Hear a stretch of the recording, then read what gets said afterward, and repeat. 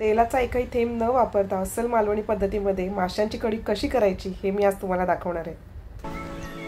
तर मंडळी, मी सुप्रिया नाईक आणि तुमचं स्वागत आहे आपल्या एका नवीन व्हिडिओमध्ये। काही दिवसांपूर्वी ढोम्या माशाच्या कढीचा एक शॉर्ट व्हिडिओ मी पोस्ट केला होता आणि तुम्हा सगळ्यांचा त्याला खूप छान प्रतिसाद मिळाला, पण प्रत्येकाला ना त्याची रेसिपी पूर्ण हवी होती, त्यासाठीच मी हा आज व्हिडिओ करते।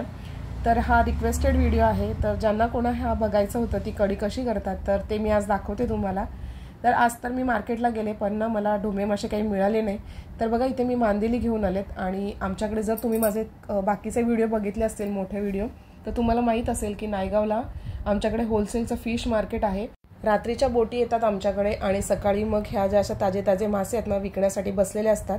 मार्केटमधनं सुद्धा रात्रीच्या वेळेला जर होलसेलमध्ये म्हणजे जर आपल्याकडे पाहुणे वगैरे येणार असतील किंवा मग जास्त क्वांटिटीमध्ये जर आपल्याला मासे हवे असतील तर तिथून आम्ही घेतो, पण आता थोडेच हवे होते त्यामुळे मी आता सकाळी जाऊन हे घेऊन आले। अगदी ताजी मासळी मिळते आणि तुम्ही बघू शकता ही मांदेली सुद्धा एकदम मस्त ताजी ताजी आहेत। आणि आमच्याकडे जी कढी करतात ते मांदेल्यांची किंवा काटेक असणारे जी पण मच्छी असते त्यांची कढी एकाच सारखी करतात। तर ढोम्या माशांच्या कढीप्रमाणेच ही कढी सुद्धा मी आता करणार आहे आणि तुम्हाला दाखवते की त्यामध्ये काय काय आपण वापरतोय। तर हे बघा इथे ना मी अगदी व्यवस्थित साफ करून घेते मासळी। जितकं आपल्याला कढीसाठी लागणार आहे त्यापेक्षा थोडंसं मी टाकणार आहे इथे कमी, कारण मग कढीमध्ये थोडंसं वापरता येतं म्हणजे मग मसाल्याला सुद्धा ते लागतं व्यवस्थित। तर मी हे मी घालून घेतलंय आणि याच्यामध्ये मी ना आगळ घालणार आहे। आगळ नसेल तर आपण कोकम सुद्धा वापरू शकतो। तर आता हे मी मीठ लावून घेतलंय आणि आता मी याच्यामध्ये आगळ सुद्धा टाकणार आहे। आता हा आगळ आहे, आगळ म्हणजे कोकमाचं रस आणि हा मला विकत नाही आणावं लागत, गावावरून कोणतरी पाठवतात किंवा मग आम्ही मे महिन्यात वगैरे गावी जातो त्यावेळेस कोणी ना कोणीतरी आम्हाला हे देतच, त्यामुळे विकत असं हे आणावं लागत नाही आणि खूप जुना झालेला आहे त्यामुळे ना मस्त असं एकदम छान टेस्ट येते याला। हे करून ठेवते तर आता हे मी इथे लावून ठेवलंय।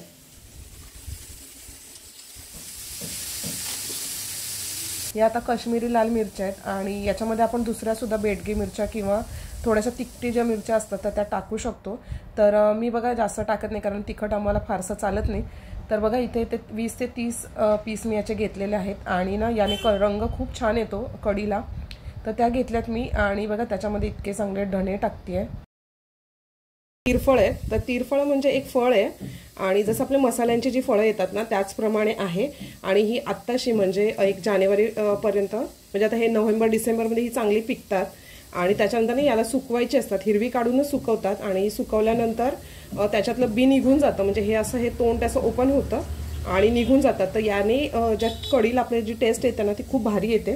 तर म्हणजे नॉर्मली जरी तुम्ही अशी कढी केलं तरी ती छानच लागते, पण त्यामध्ये ही तिरफळं असतील जर तुम्हाला अवेलेबल तर नक्कीच टाकायची, म्हणजे ना ती खूप छान कढीला टेस्ट देतात।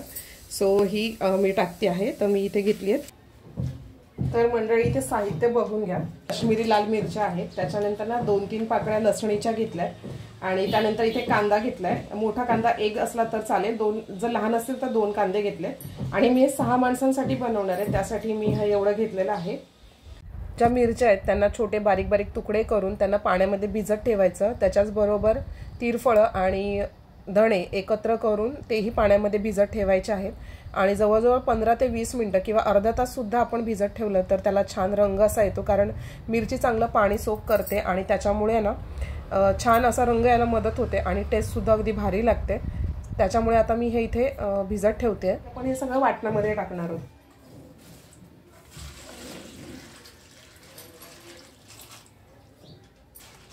हे भिजत ठेवल्यानंतर खोबरं सुद्धा आपण किसून घेणार आहेत। खोबरं ना मी खोबरं पण किसून घेतलेलं आहे आणि खोबरं कांदा लसूण आणि टोमॅटो आता हे सगळं आपण वाटून घेणार आहे। बऱ्याच लोकांकडे बऱ्याच वेगवेगळ्या पद्धतीमध्ये माशांची कढी करतात, पण ही आमच्या मालवणी लोकांची पद्धत आहे आणि खूप छान लागते। तेलाचा एक पण थेंब आपण वापरणार नाही या कढीमध्ये आणि अगदी हेल्दी अशी कढी तयार होते। सगळं मी एकत्र वाटून घेते पहिल्यांदा।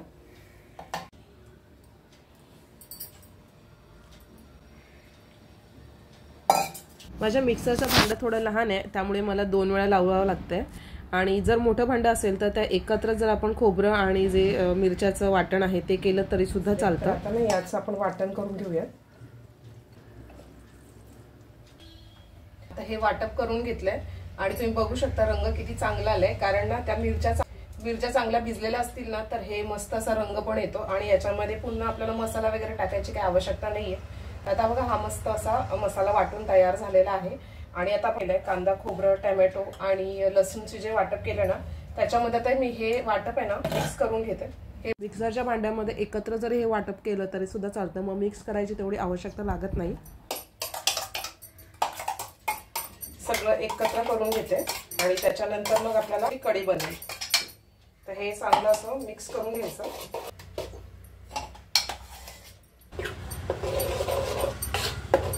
दिसतोय आणि आता ह्याला डायरेक्ट आपल्याला कढी तयार करायची आहे. तर त्याच्या ॲल्युमिनियमच्या भांड्यामध्ये कोणताही आंबट पदार्थ बनवायचा नाही असं माझ्या बऱ्याच मैत्रिणींनी सजेस्ट केलेलं आहे आणि ते खरं 100% खरं देखील आहे. पण आता असं झालं ना की माझ्या घरामध्ये सगळीच ॲल्युमिनियमची भांडी आहेत शिजवण्यासाठी, तर त्यामुळे ना मला ती बदलायची आहेत. पण आता ना त्याच्यावरती माझं हे चालू आहे की मला कुठची भांडी घ्यायची आहेत. तर जेव्हा मी बदलेन तेव्हा, पण आता सध्या तरी माझ्याकडे हीच आहेत म्हणून मी ही वापरते आहे. तर हे खूप जाड आहे, तर आपल्याला जर पातळ हवं असेल तर पातळ सुद्धा आपण करू शकतो. रोज गॅस करायचा म्हणजे नाहीतर उडतं ते. तर इथे बघा आता नाही हे सगळं वाटणामध्ये मी पाणी टाकून घेते आणि ते जे पाणी होईल तर ते म्हणजे आपलं जितकी पातळ जाड हवी आहे त्याप्रमाणे हे टाकून घ्यायचं आणि मग हिला ठेवायचं उकळायला.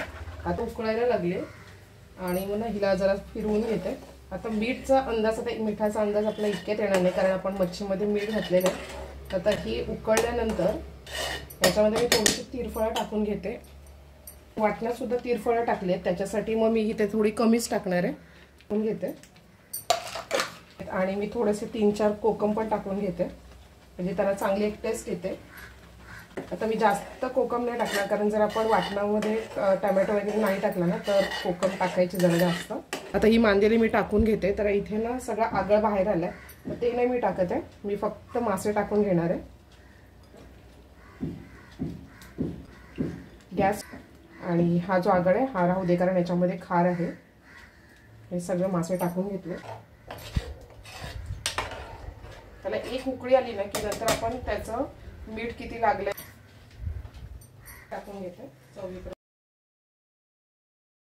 त्याला जसं फारसा वेळ लागत नाही त्यामुळे थोडंसं शिजलं की बंद करायचं.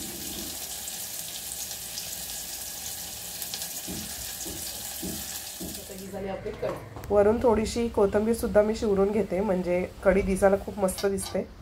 तर मंडळी, मालवणी पद्धतीतली ही माशांची कढी आम्ही अशी करतो आणि आमच्याकडे बरेच लोक अशाच पद्धतीत करतात. यामध्ये तेल वगैरे वापरायची काहीच गरज नाही आहे आणि बघा मस्त अशी तयार होते. आणि जितकी जाड पातळ तुम्हाला हवी, पण जर जाड थोडीशी ठेवलीत ना तर त्याला चव खूप भारी लागते. आणि इथे बघा इथे मी आता कोलंबीची भाजीसुद्धा केली आहे. आणि बघा आता ही रेसिपी तुम्हाला कशी वाटली तुम्ही मला नक्की सांगा आणि कमेंट नक्की करा. आणि हा व्हिडिओ आवडला असेल तर व्हिडिओला लाईक आणि चॅनलवर जर तुम्ही नवीन असाल तर नक्की सबस्क्राईब करा.